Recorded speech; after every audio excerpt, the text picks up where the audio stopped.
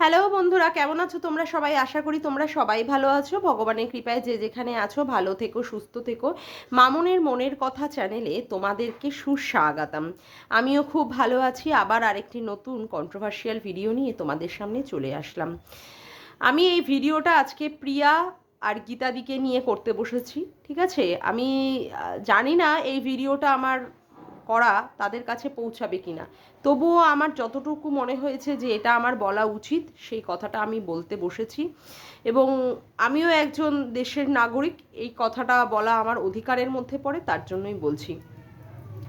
কালকে আমি দেখলাম গীতাদির ভিডিওটা, যেখানে গীতাদি বললেন যে প্রিয়া তাকে বলেছে 8 লক্ষ টাকা কোনো একটি জায়গায় তারা দান করতে চায়, এরকম একটা সংস্থায় দান করতে চায় যেখানে নিরীহ মানুষদের দরকার। সেই টাকা প্রিয়া দিয়ে দেবে এবং লিকুইড মানি নয়, চেকের মাধ্যমে দেবে। আর প্রিয়া এর জ্বালায়, মানে ওই কমেন্ট বক্সের জ্বালায় আর সহ্য করতে পারছে না, আর নিতে পারছে না। বারংবার সে এই সমস্ত কথাবার্তাগুলো ফেস করছে। আর সত্যি কথা বলতে সে খুব মর্মাহত, যেহেতু তার ছেলের টাকার এই সমস্ত কিছু ব্যবহারে লাগছে না, মানে বিএমটি সে করাচ্ছে না, অন্য একটি প্রসেসের মাধ্যমে তার বাচ্চার চিকিৎসা হচ্ছে, তার জন্য সে আর এই টাকা চায় না। সে লোকের টাকা সে দিয়ে দিতে চায় কোনো একটি অনাথ আশ্রমে বা কোনো একটি এনজিওতে বা কোনো একটি সংস্থায়। গীতাদি বলেছেন যে তার সাথে ফেসবুকে যোগাযোগ করতে, সেখান থেকে কোনো একটি ভালো সংস্থার নাম জানাতে, সেইখান থেকে তিনি এই টাকাটা পিয়ার মাধ্যমে দিয়ে দেওয়ার ব্যবস্থা করবেন। এখন গীতাদি, আমি তোমাকে একটা কথা বলি, তোমরা বলছো দিয়ে দেবে বা প্রিয়াও বলছে দিয়ে দেবে, হ্যাঁ দিয়ে দেওয়াটা তো তার ডিসিশন, যে যাকে লোকে দিয়েছে। কিন্তু সত্যি কথা, আজকে একটা কথা বলো তো, সত্যিই কি প্রিয়াকে মানুষ টাকাগুলো দিয়েছিল অন্য কোনো সংস্থায় দিয়ে দেওয়ার জন্য? আগে তুমি সেই কথাটার উত্তর দাও। তুমি বলছো হ্যাঁ প্রিয়া একটা বাচ্চা মেয়ে, বা সে বিভিন্ন দিকে জর্জরিত হয়ে সে আজকে এই কথাগুলো বলতে বসেছে, কিন্তু তুমি তো একজন বড় বা গুরুজন ব্যক্তি, একটা মাতৃস্থানীয় ব্যক্তি। আজকে তোমাকেই আমি প্রশ্নগুলো করলাম যে সত্যি কি টাকাগুলো প্রিয়াকে লোকে দিয়েছিল যে অন্য জায়গায় দিয়ে দেওয়ার জন্য? এবার তুমি বলবে তাহলে কি করবে?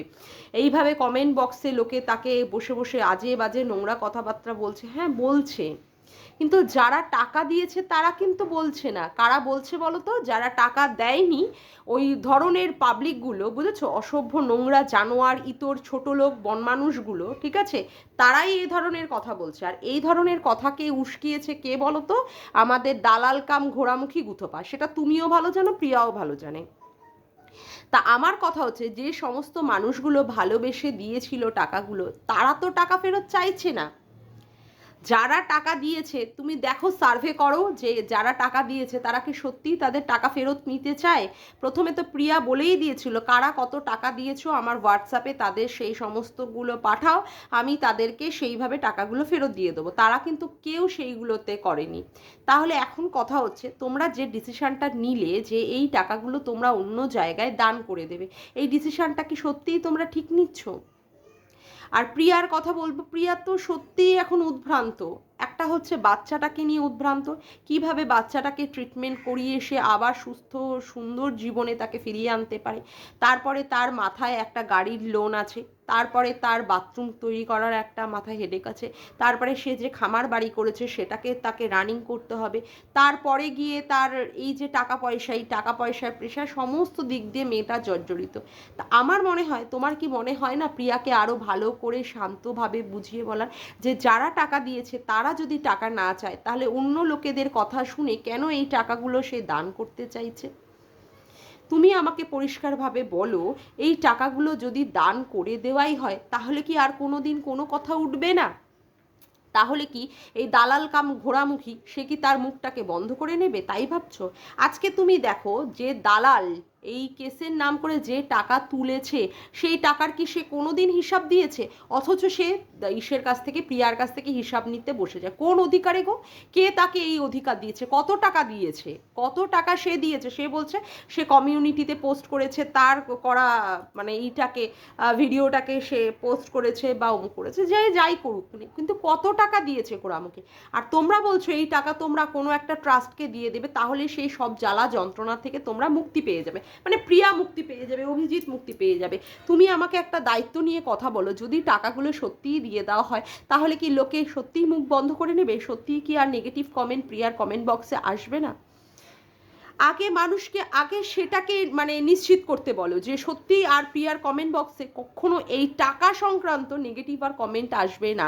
যে কারণে প্রিয়া আর জর্জরিত হয়ে যাচ্ছে, কমেন্ট বক্সটা বন্ধ করে রেখে দিচ্ছে, বলছে কমেন্ট বক্স খুলবে না, বা 24 ঘন্টা পরেই আবার কমেন্ট বক্স খুলে দিচ্ছে, এ ধরনের কাজগুলো সে করছে।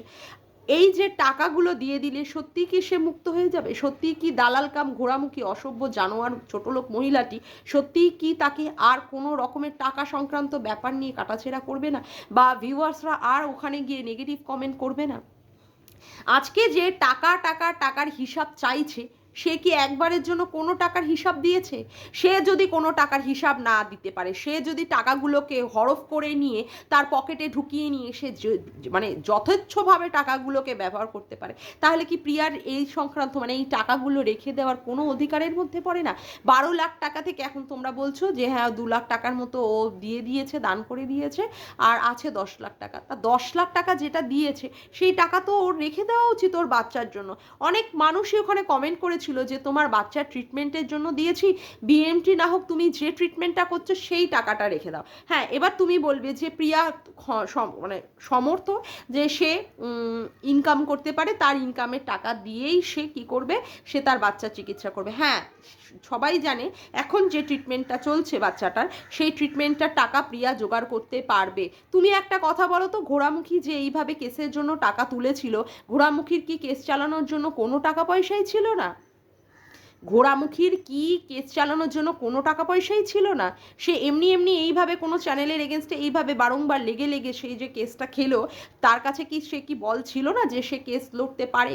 তার গয়নাগুলোর ব্যাপারে সে কি বলেছিল প্রথম দিকে, যে তার গয়নাগুলো বিক্রি করবে, তারপরে ভাবছে আরে গয়নাগুলো বিক্রি করে দিলে তো আমার সব যাবে, তারপরে বলছে শ্বশুর বাড়ি থেকে। তাহলে বাপের বাড়ি থেকে কি শুধু একটা মানে ছেঁড়া কাপড় আর ছেঁড়া ব্লাউজ পরিয়েই পাঠিয়ে দিয়েছিল বিয়েতে, যে যা? এতটাই ভিখারি, এতটাই ভিখারি বলে মনে হয়?